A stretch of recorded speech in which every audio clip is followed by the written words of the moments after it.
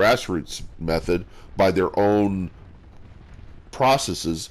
Some of them were paid, their campaigns were paid for by rich people, and we are voting for these people that have great advertisements. They're all over the TV and everything, and it's my understanding that the purpose for brand recognition is that whenever you're presented a choice, that the recognition turns to affirmation. So if you're watching TV and you're getting advertisements from all of these people that the rich have supported their campaign, then you're going to get informed through the branding, the names. And then when you go to the polls, when you recognize a name, you're going to be like, oh, I recognize these names, I don't recognize those names. I'm going to nominate the guy who has the most interesting name. So that's the reason why they all advertise to you everywhere, is so that when you're presented a choice and you don't really know, you're going to just pick what you recognize. The best process, if you're a Christian, is to randomly pick. It's to flip a coin. It's to roll a die, to have a random number generator on your cell phone when you go into the polls, and to pray, and then just pick out a random person whenever you don't know. I would like to say that it's probably best that you just don't go in there with completely knowing and just randomly pick, because if you knew who it was you voted for and your friends ask you who you voted for, you could lose half your friends over that. It's not good from an empath point of view to tell people. There's two things that you don't want to do. You don't want to tell them who you voted for, and you don't want to know who you voted for. Would be probably better. And so when you go into the polls, you squint and you pray and you press buttons, and then that way you don't know who it was you voted for. They don't know who you voted for. You tell them how you voted. They'll realize that you were using a process that is religious and controlled by God through your religion. They may think you're crazy, but then you'll lose all your arrogant friends who wouldn't care anyhow. And God would say, yeah, just let them go on their way. They might be psychopaths. They're trying to control you. It's good to let them go on their own way, because they're predisposed to not accepting anything that's outside of their reasoning skills, which is almost like how psychopaths deal with the world, is that they, as long as they can understand it, it's okay with them. But if they can't understand it, then they don't want to have anything to do with it, because they can't control it. They can't, and it doesn't. It's not something they can manage to understand. Unless they can grasp it, they won't believe it. Okay, and so the psychopaths and the arrogant people end up off doing something else. So, and I'm jumping all over the place, I know, but eventually, if you listen to enough of the stuff I'm talking about, it will form a picture in your mind of like all the interconnectivity.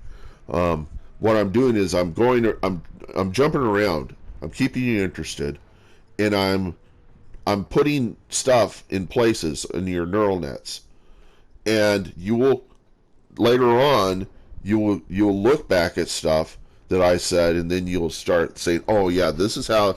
That's why. Because I'm giving you little bits of pieces of stuff.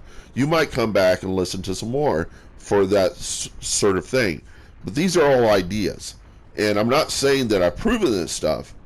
I'm saying that I'm what they say in AI, the best thing to do whenever you are about to train AI is to fill fill all the memory stores of the settings, all the stuff that the whole AI because it's represented digitally in the computer, set it all random.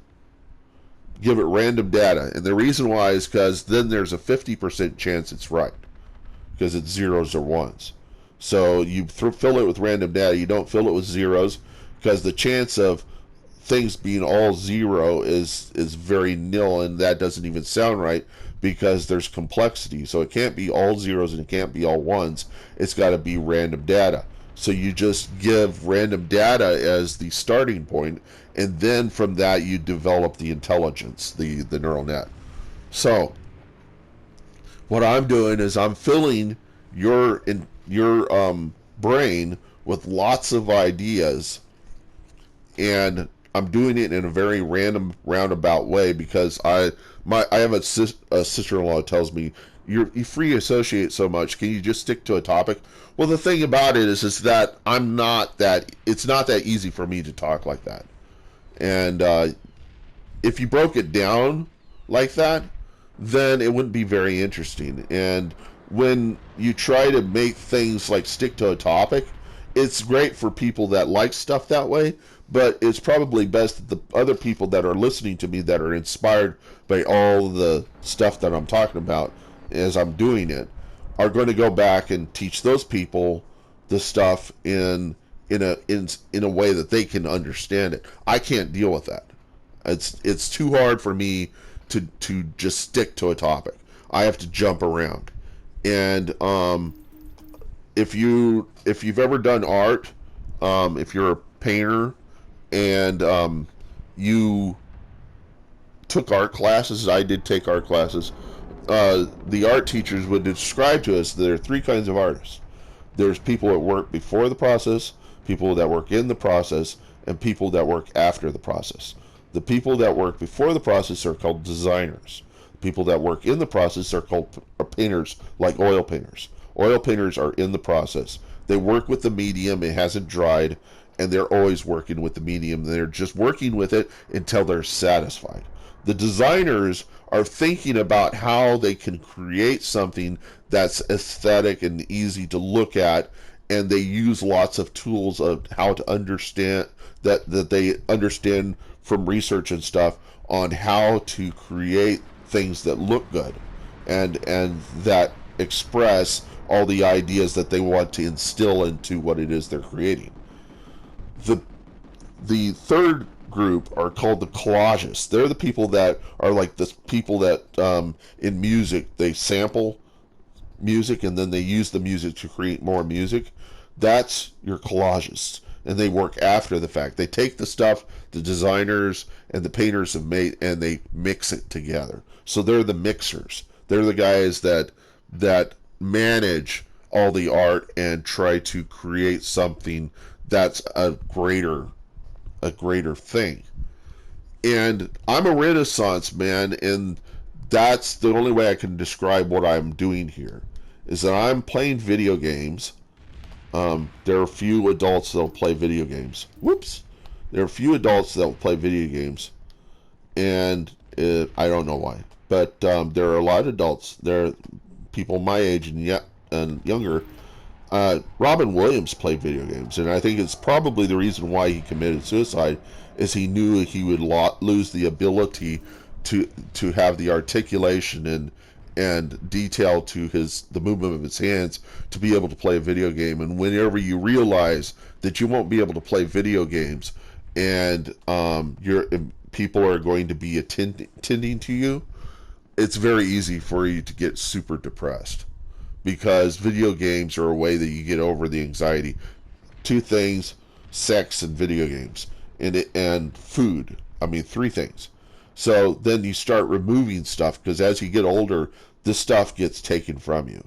Gradually, certain things, like you lose the ability to see well, you lose the ability to hear well, you lose the ability to feel well, you can't balance yourself.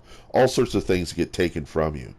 And it makes you stronger.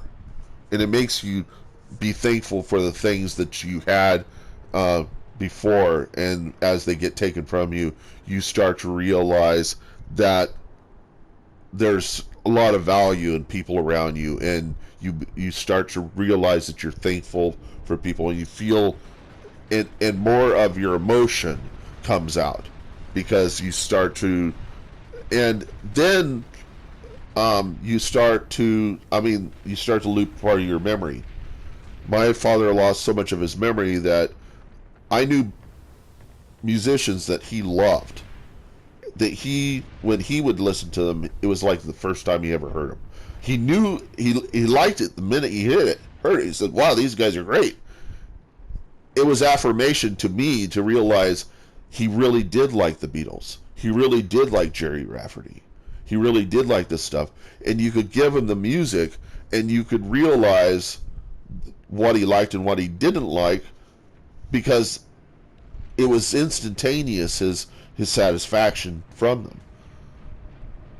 Now imagine doing that, and if you had, say, a parent who started losing their memory, and then you give them things you thought that they liked, and then they didn't like, then that's what's going to happen to you someday. So you better be true to people on what you like and you don't like, because it's going to come out someday later whenever you start losing your memory. Now, that's not a good reason to go and commit suicide, but I don't believe people who commit suicide are like that's the ultimate sin. It's not, because in the Ten Commandments, it says, "Thou shalt not kill." All the Ten Commandments are things that prove that nobody's perfect. And I mean, if this is a perfect world, we wouldn't have any need for war. And then it's not, and that's the reason why we're out to destroy each other all the time, is because we're so frustrated with surviving and trying to get through to the heads of the other people why it's live in harmony, but we can't do it. As long as there is war, as long as we behave in such a way that war is necessary, there will never be a utopian society. It's just not going to happen. And so what the Bible really is all about is just, it's a litmus test to show, are we still human, or are we in heaven? Are you in heaven, hell, or are you still on earth? And if the world is exhibiting a lot of destruction, you might be either on earth or heaven or hell. If it's all destruction, then you know you're in hell. If it's people are together and they connect and they just instantly, then you know you're in heaven. So and if it's on earth, then there's still war in the world, but there are people who are apart from that, and you want to be with those groups. They're having heaven within a world of hell. Okay. So we're in a world of hell right now, and each of us have our own little heavens going. And in our own little heavens, we would hope that the stuff that the little heavens that are continuing on and are able to keep going, we would call religions. The stuff on the outside, the hell that's going on in the world, are people without religion. They're the people that are trying to do it on their own, and they're coming up with their own truths, and the way and what do they come up with? They come up with the realization that everybody's evil, so I must go out and destroy everybody.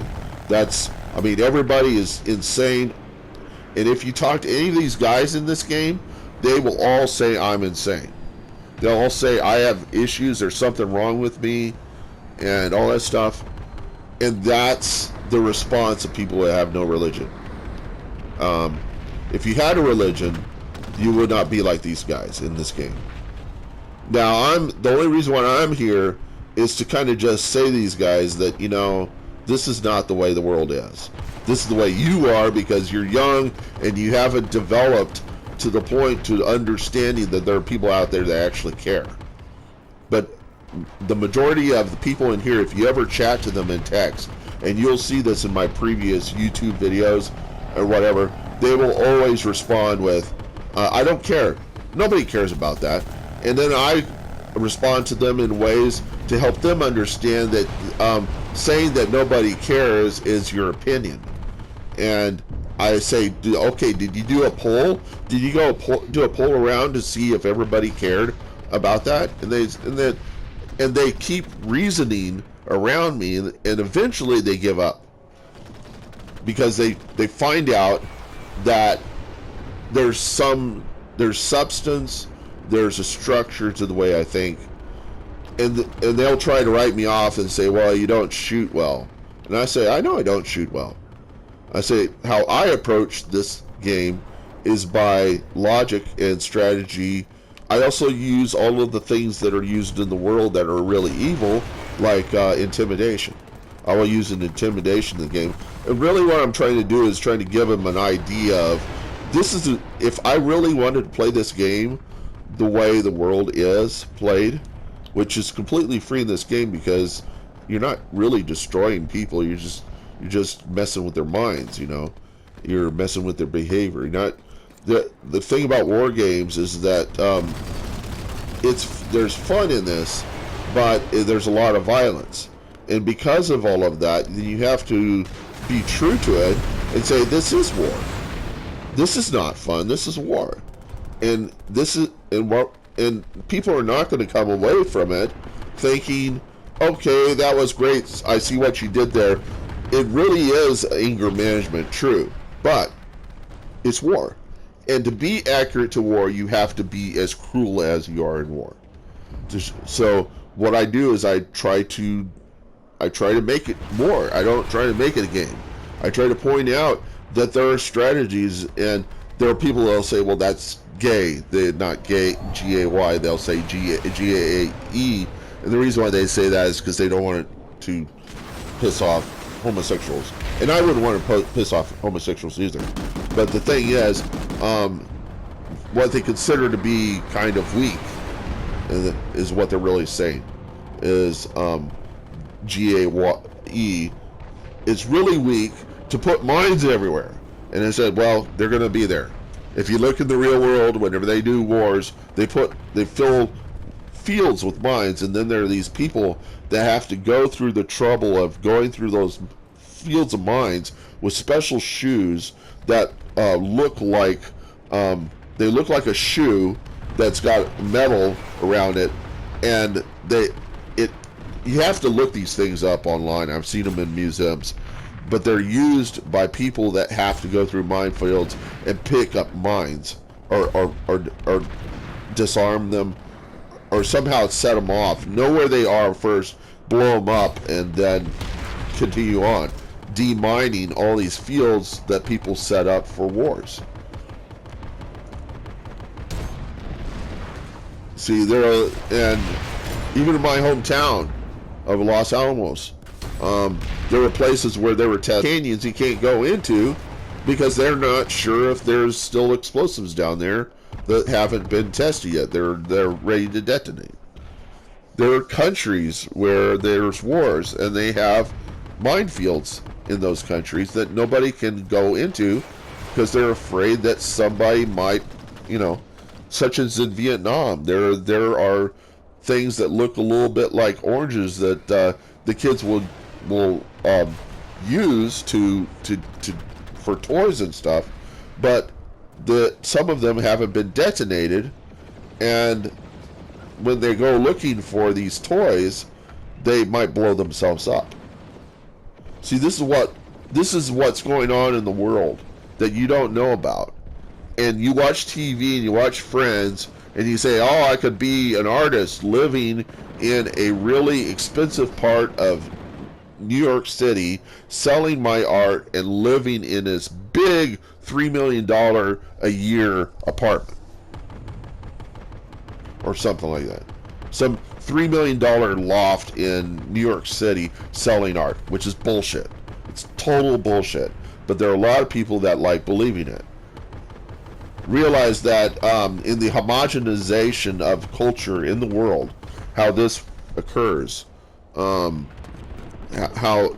America is homogenizing culture. When I was in college, they were talking about Uh, I'm in a squad. Oh yeah, did I join a squad? I usually do that. I start out. It's what I call joining a social group. I'll go in there and I'll join a social group. So this is part of mine, but I'll just get into the game. I can talk about this stuff later, but I mean, the thing about it is just keep listening to stuff that I have to say, and not just say that like I'm the center of all knowledge in the universe, but if you don't mind being distracted all the time, then I'm probably the perfect television set for you to watch. And so you'll be listening to me and then picking up stuff. I'm always talking. I'm always sharing information. People say, why don't you teach this in schools? And a number of reasons. How many people were like me that could never really follow my teachers?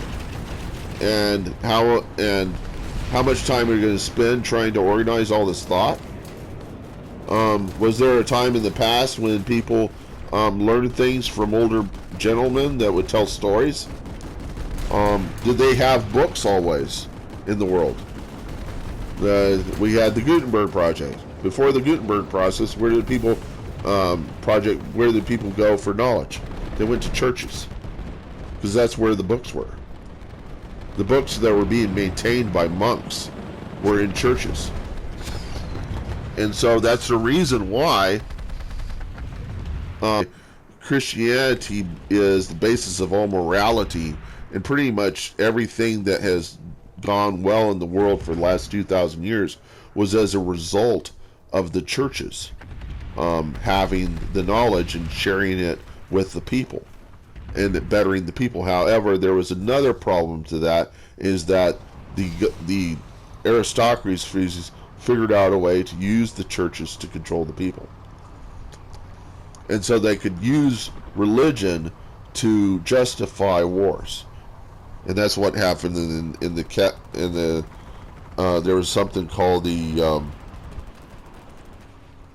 there was a thing called the Catholic Crusades or something like that. It was they basically, something I had heard they did was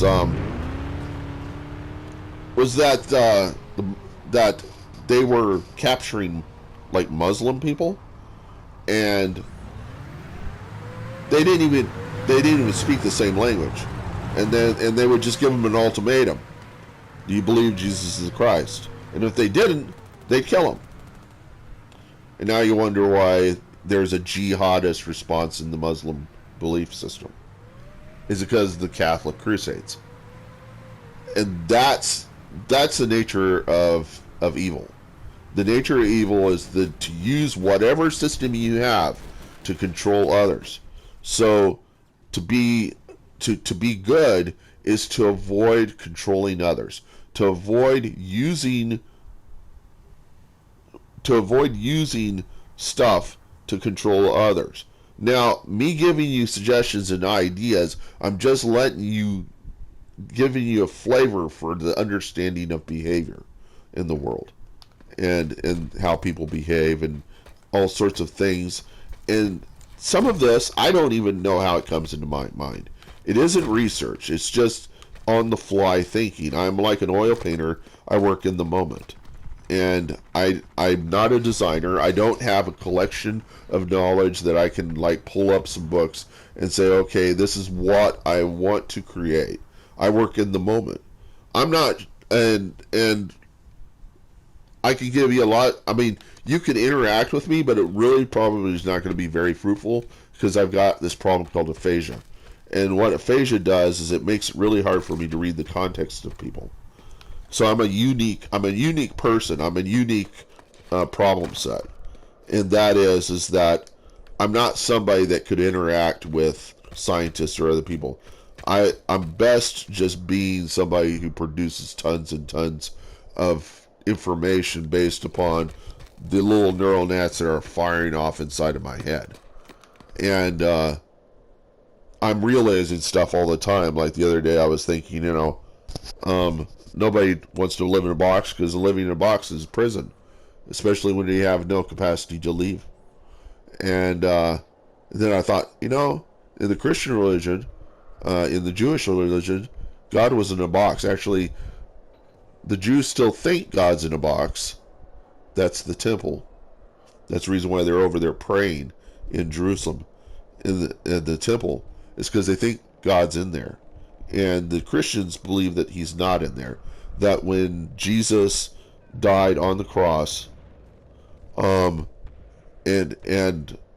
when he rose from the dead in 3 days, God left the box. He left the temple, the veil, the curtain that separated people from God in the temple split in two. That was something that happened. It literally happened. And that was to say that God was no longer there. But they're still praying to the box. They're not praying to God. They're praying to the box. And it's a sad thing. That's the reason why, that's what most of the Christians are looking at the Jews, the people that are in the Judaistic view of things, that are looking for the Christ and didn't believe Jesus was the Christ. Jesus, to point out, the Jews at that time, the reason why they didn't believe he was the Christ was because they wanted something that they were not going to get from God, and that was a ruler to rule over the earth and bring a utopian paradise or something to this world. And it's really just pointing out that this world is never going to be utopian. It's never going to happen. The only thing you can do is create little patches of heaven in it. You can't make heaven out of it, okay? And so it's going to get destroyed, and that's the Christian viewpoint. It's going to get destroyed. And I'll point out that the people that think there's going to be a utopian society have to get rid of all the psychopaths. But if you get rid of all the psychopaths, then when you have to deal with wars, who's going to fight the wars? It's going to be a lot of empathetic people, and they're not going to be able to deal with it. If you are relativistic and you develop your truth based upon the people around you, and you become apart from other people that develop their truth based on the people around them, eventually, if you come back in contact with each other, you'll have different truths and you'll have a reason to war with each other. So part of the reason why this world is screwed up is that we were not designed to, our bodies, the way we're designed and everything, is with limited perception. And because of that limited perception, we have to overcome our limited perception to see eye to eye, to understand each other. We have to, and that's only going to happen on a small scale. It's not going to happen on a large scale. And so there's just no way in the world there'll ever be a utopian world, because in order for that to happen, we need to get rid of the limited perception of these bodies. And I don't think we're going to get that with doing the neural nets to the mind like Elon Musk and them say. I would point out to those guys that the neurons in your head are all adaptive, and how they store information in each head is going to be different. And the only way you can have a neural link between you and somebody else is if somehow you have a translator between your brains that is able to translate from one person's perceptual stored adaptive store of their neural nets to another's. Because I'm willing to bet that their neural pathways and all the storage and everything is not the same from one person to another. I'm sure it's much different from one person to another, just as people's psychologies are unique. There is a kind of an understanding of psychology, things we can understand about how the brains work, but what's actually stored inside and how it's stored, we don't know much about that.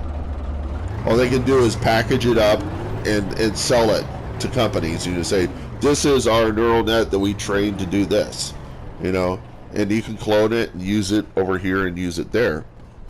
But the thing the Christians need to realize is that AI is basically doing the same thing that they were talking about when they were cloning sheep. We're cloning ourselves with AI. So if the neural nets ever get to the point to singularity, which is the concept that the AI becomes self-aware and is able to manage itself and stuff, we have to be kind of scared, and because we're going to have to tell that thing it's a person.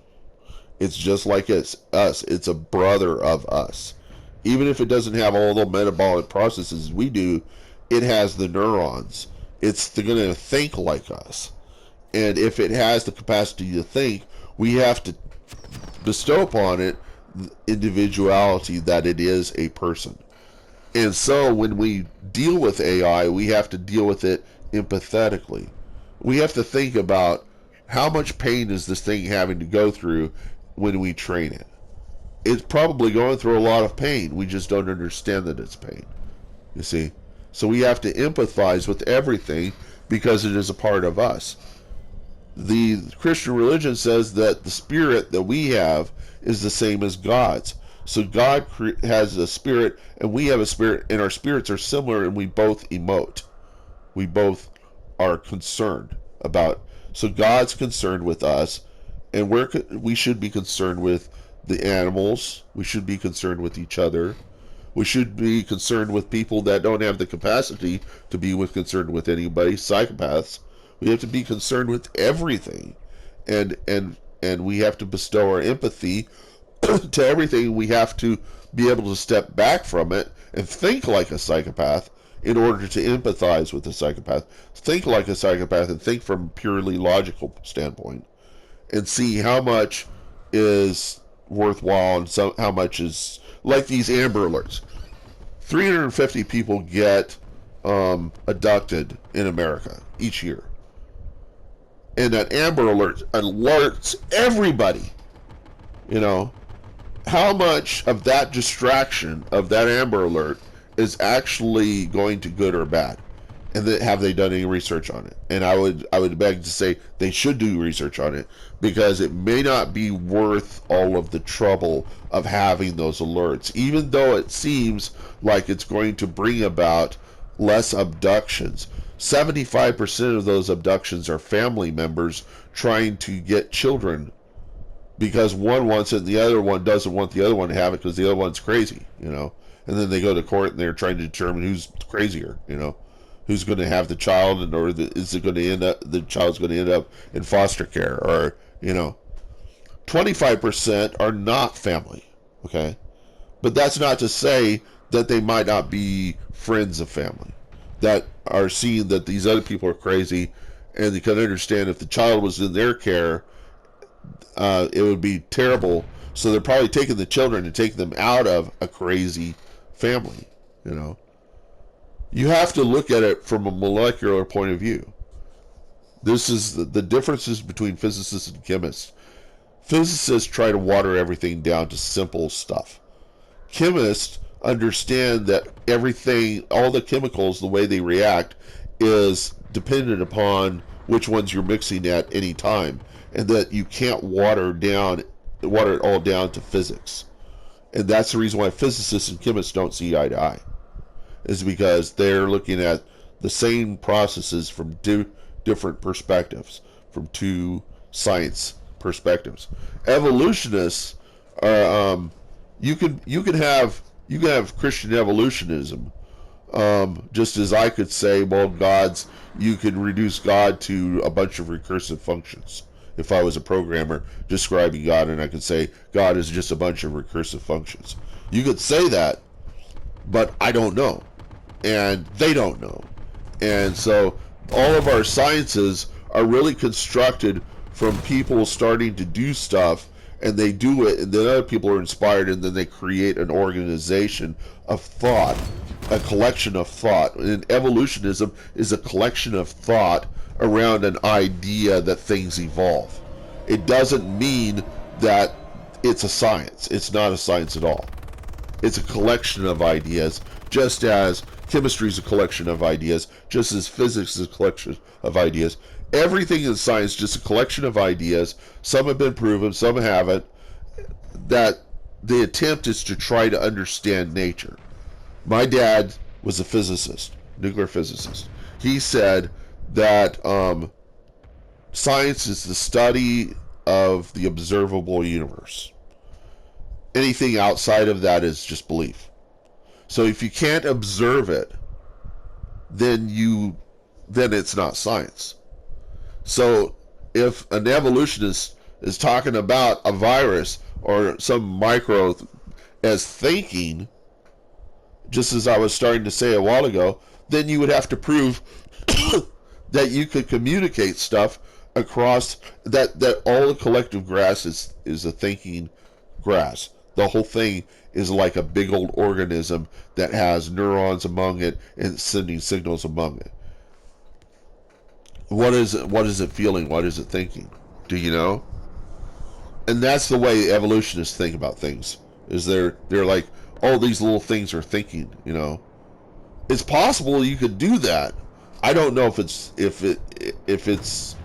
I wouldn't say it's a science. I would say right now at this point that it's not well understood, and they should leave it up to a belief. So they should leave it up to ideas. But they don't want to do that because some of them are not really interested in evolutionism what they're really trying to say is don't get in the way of my science. You know, don't let religion get in the way of my science. And the sciences wouldn't even exist if it weren't for religion. Because who was educating the sciences from the beginning? The churches. They were the guys that were retaining the books. I mean, they were the guys that keeping the libraries. They were the guys that probably keeping copies of Plato and all that stuff, you know, and keeping it stored away. And they were there to read those works and then pass them on to the people. Because where the peasants going to get their information? From a library? No libraries existed back then. It was the church. That was where your library was. And so to go and remove morality, remove God from everything that's in the world through evolutionism is like going out on a limb. And at some point you're going to lose all recognition of what's important there, and you're going to water it down so much that there are going to be people that are going to start saying, you know, survival of the fittest. Does that mean that it's efficient for us to have Saturdays and Sundays, and then they'll remove Saturdays and Sundays, and then you will understand what the meaning of hell is to not have any time to yourself, and you'll come to realization that all you do is work, and there's no end result to this. You know, you're just living to satisfy yourself, and eventually all of that will get sucked out of you by the upper class, and all there'll be poor, and they'll go crazy, and they'll overtake the upper class, and there'll be a war, and then there'll be people saying, "Oh, this is evil and that's evil," and see. And in the Bible, it points out that there was probably a flood in the past, and before that flood, people lived without any religion, and they lived for 1,000 years, and they exhibited all the things that a hedonist would exhibit, who doesn't think about anything else but pleasuring themselves. And so people were having lots of sex, and when clans came together, they would have these really terrible wars, really bloody personal wars. And it was like this for a long time. And then there was this one guy that we call Noah, who built an ark, who did something that was beyond the reason of everybody around him. It's kind of a story, but it's a story to exhibit an idea that there are people in this universe who don't think like anybody else, who will do things that don't make sense to anybody else because they can't see what that guy sees. And so until that guy creates the thing and makes it work, then people will actually start to realize, whoa, this guy is special. Well, Noah built this ark and put all these animals into it. And you can say, well, how do you get all the animals? And You know, there's some guy off in the south somewhere. I think it's like Alabama or someplace. Got this big old mammoth representation of the ark according to the specifications in the Bible. It's huge. It's like it's like three or four grocery stores packed on top of each other. It's even bigger than that, I think. I haven't been there. I've heard it's really big. And that ark didn't go into the water, it was on land.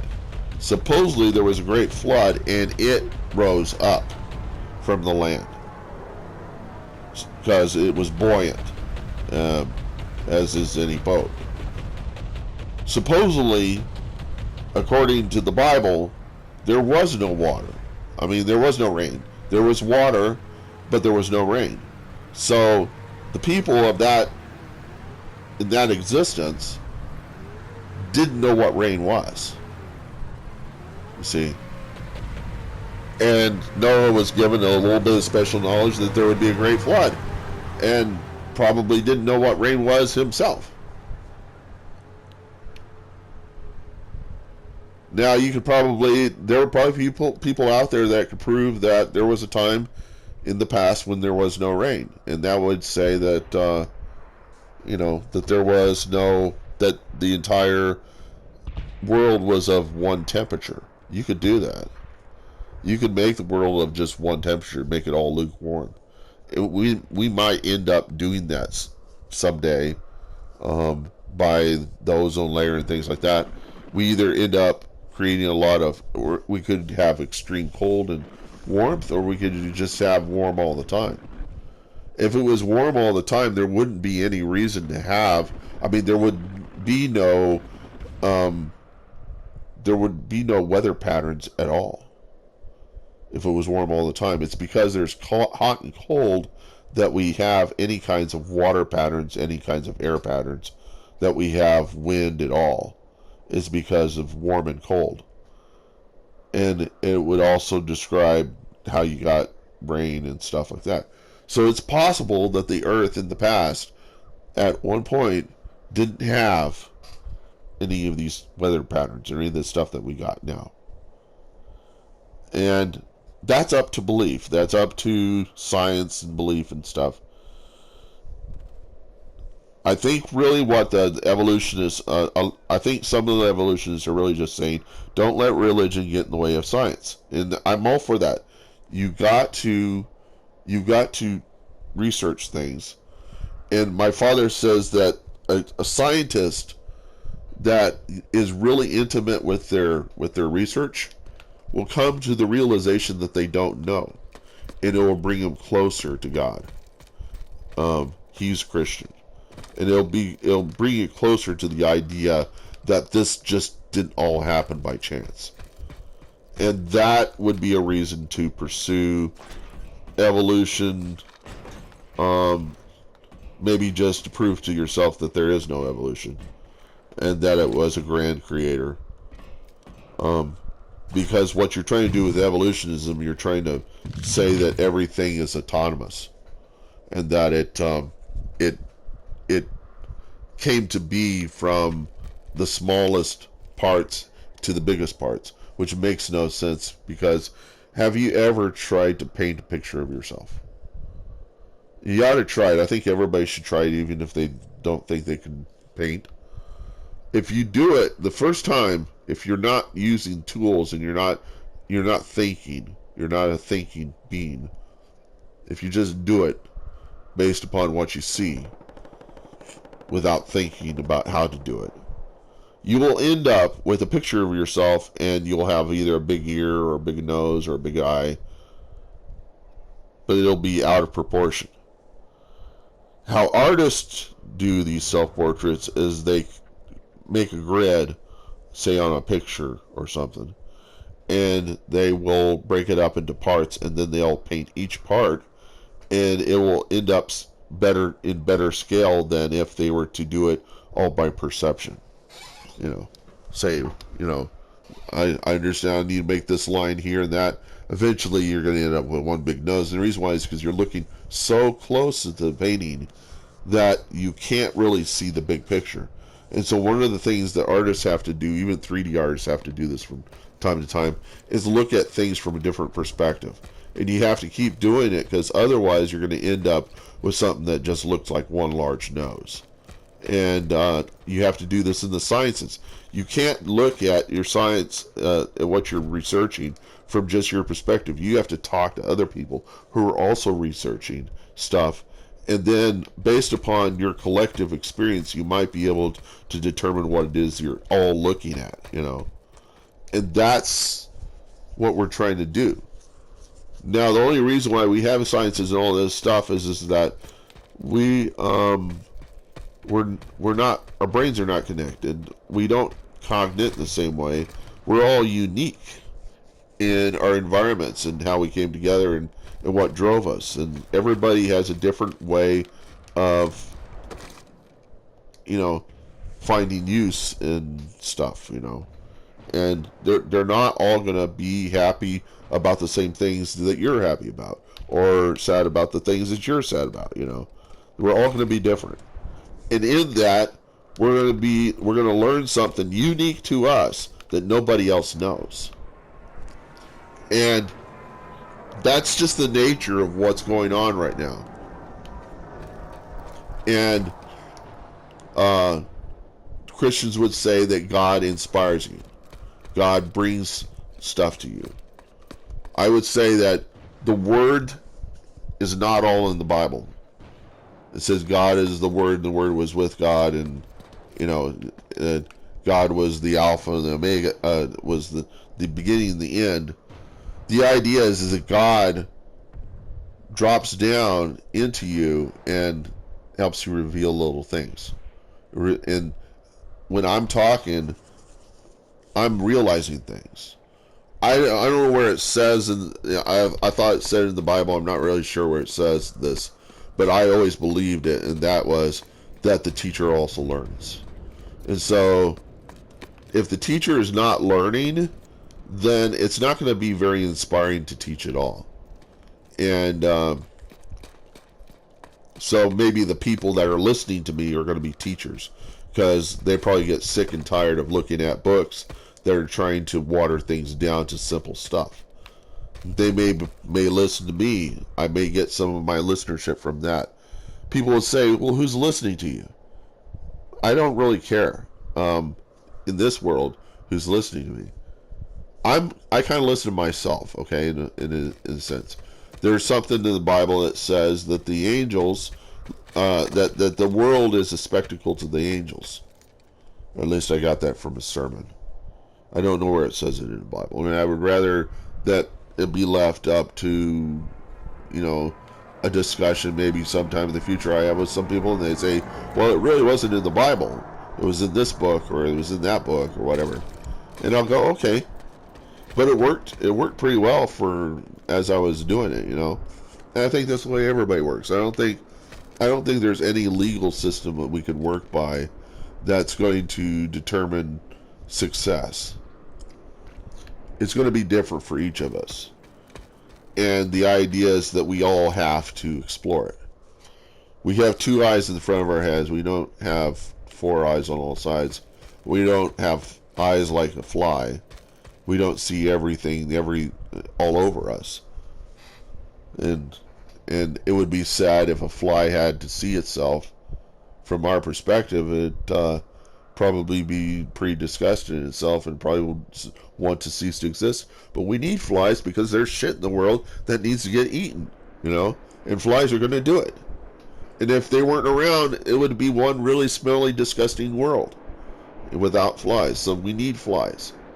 Even if they bring disease, all of these organisms here are needed to keep our life going, keep things.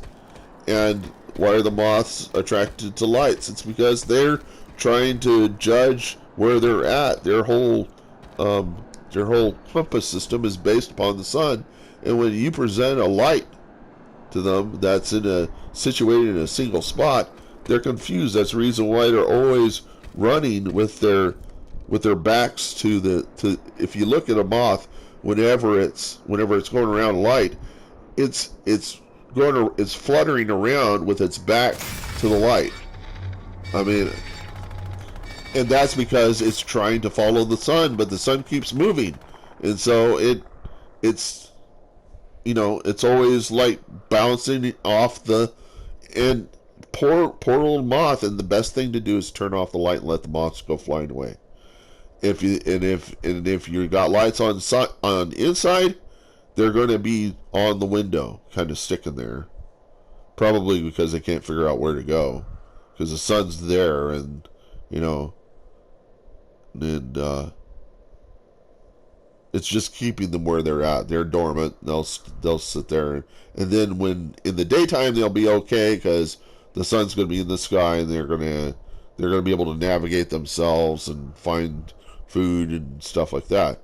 So it isn't like it's a total loss for them, but we have to understand stuff about the world, and I just collect stuff.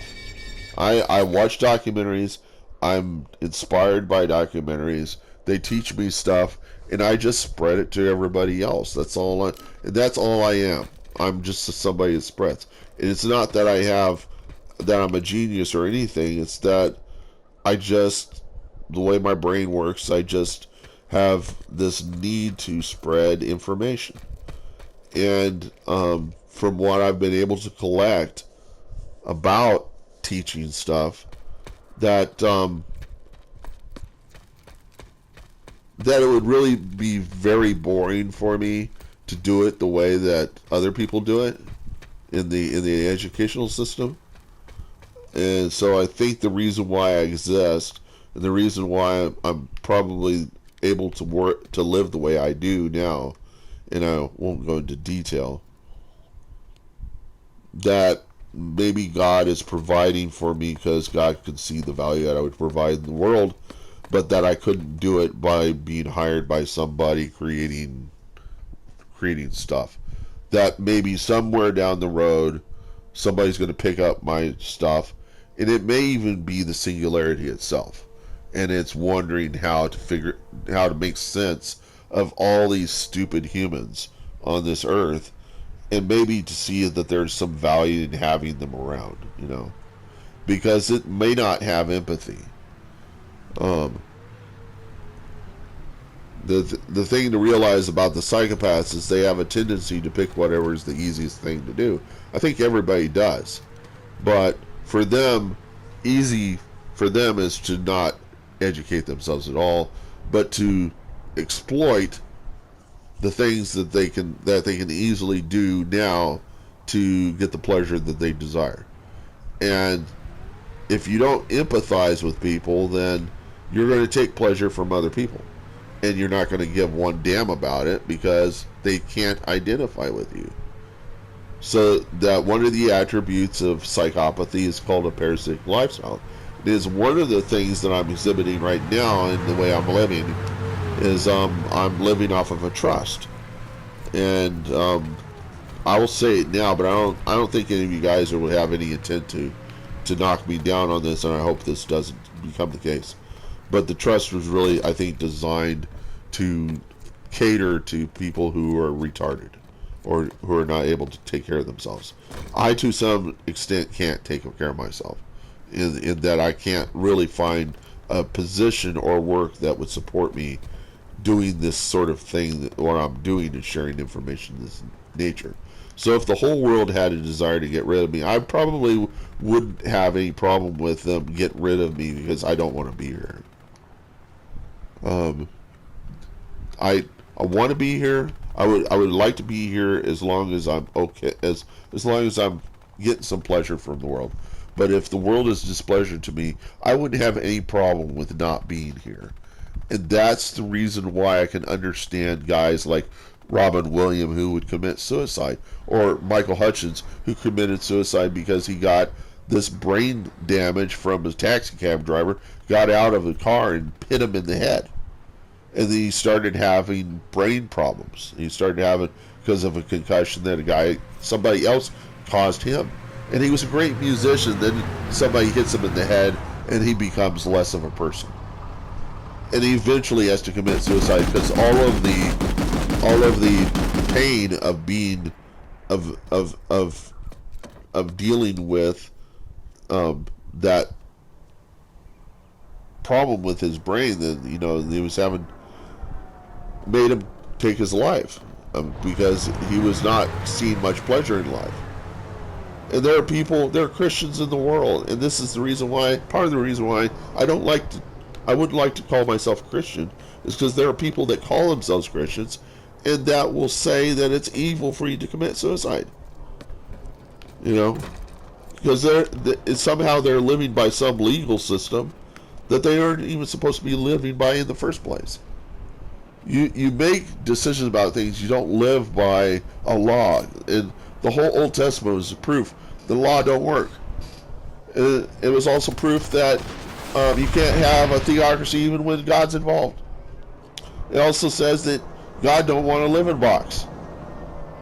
The only way that you're going to have any relationship with God is through Jesus. That's the only way. The only reason why that is because God helped Jesus get through, and Jesus went through this world, seeing everything that was in this world, and took our sins to the ground, and was buried and rose to life, and that through that we might have hope that we will raise to life too after death. See, that's the idea. And some people will say, well, I would like proof of this, and I would say, well, if you're so desiring proof of it, then you probably wouldn't believe it in the first place. So why should I even bother with you? And that would be the response to that. And then they say, well, then fine. Then I would say, then fine, go on your merry way. You have freedom of will to do whatever you want to, so long as it doesn't hurt other people. And I would say to them, go forth and do whatever the heck you want, just as long as you're not controlling people. Rape is really an example of that. Beyond, you don't want to make other people do stuff, just as Christians should want other people to do stuff, to control the world. To control the world is completely orthogonal to what Jesus wanted us to do. It was the last thing that Satan tempted Jesus with, was control the world. And Jesus didn't want that, because part of it was to worship Satan. It was kind of like Satan saying, I've had enough to deal with this. It's screwed up. Why don't you worship me, and then I'll hand it over to you, and you can do it. And Jesus was like, I know it's screwed up, and it's your problem that it's screwed up. Okay? It's not mine. And I'm not going to worship the guy who screwed it up. See? And that's the viewpoint, is that we can't I'm going to use a cuss word here. You can't unfuck the world. It's already fucked. Okay? It is not going to unfuck itself. Okay? It's not going to go back to some perfect Eden. It's not going to happen. Okay? And so the only thing we can do now is just be in little patches, families, little communes of perfection, of just trying to have some little bit of heaven on earth, where people care about each other and people bestow on each other something that is not mutual destruction, like this light assault here, trying to put to death this guy in the tank, who's now he's got a little symbol on him. He killed the light assault. This guy, if you get back in the tank, you'll see there's a symbol on him, and that symbol, that round symbol, well, let's see it in a second here. That symbol with the little diamond or the little triangle in there, that means that he's killed a lot of people. He's got a bounty on him, and there are going to be a lot of people that are going to try for him to try to kill him, because he's got a bounty, and the bounty only lasts for 3 kills. I've had a few bounties. I don't usually get bounties. I don't kill that much people at any one time, only whenever I use an orbital. Let me see if I've got enough to make it. I've got an expedition. Let's go and deal with that right now. I'm gonna go buy my orbital. So I'll redeploy, and I'm going to just save this clip so that I don't lose this.